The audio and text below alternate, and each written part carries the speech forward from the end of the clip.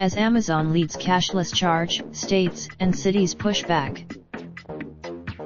Esparza worries that the growing number of cashless stores and restaurants around the country will further marginalize low-income people at a time when inequality is already the highest in more than half a century.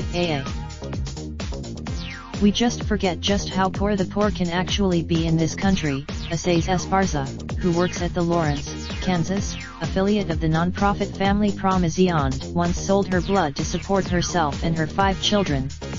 I could totally be. Legislators around the country agree with Esparza and are taking steps to halt or slow the steady march toward a cashless society.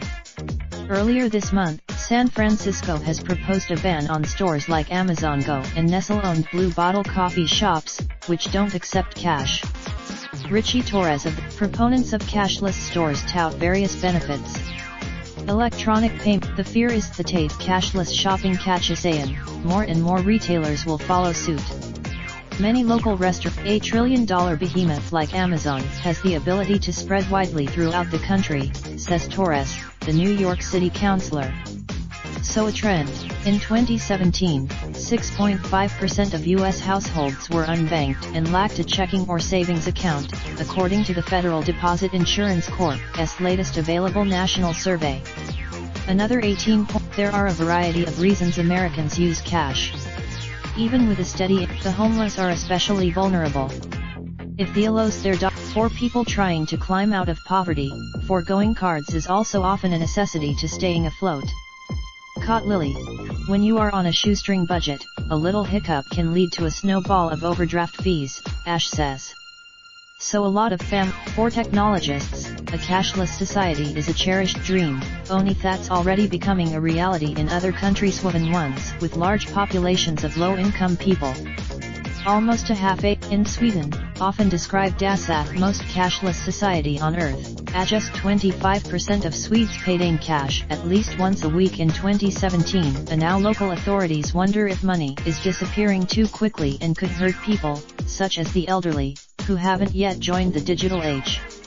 Swedish legislation. The US is just weird historically, in that we have a lot of competition and banks don't give accounts to a lot of low-income people, says Mirza Baradaran, author of How the Other Half Banks also have a lot of areas in the country where banks aren't locating anymore.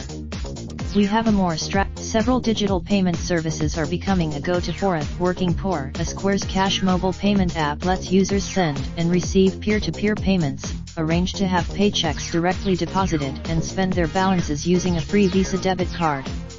It stores money. While the Square service wasn't designed specifically for low-income Americans, it's becoming a boon to the unbanked and underbanked.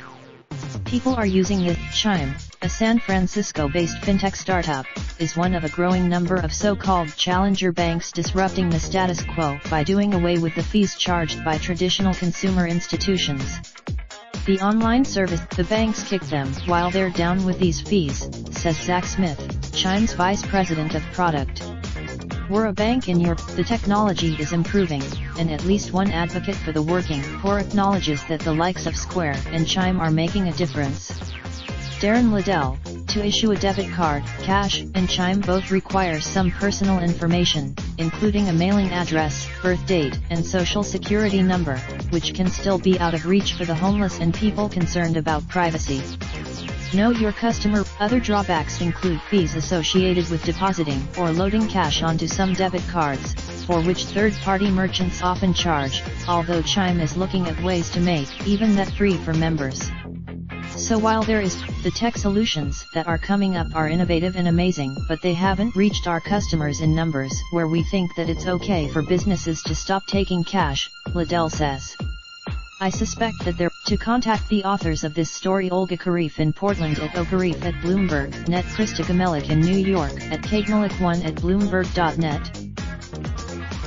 To contact the editor responsible for this story: Robin Agello at Rajello at Bloomberg.net, Molly Schutz. For more articles like this, please visit us at Copyright 2019 Bloomberg LP.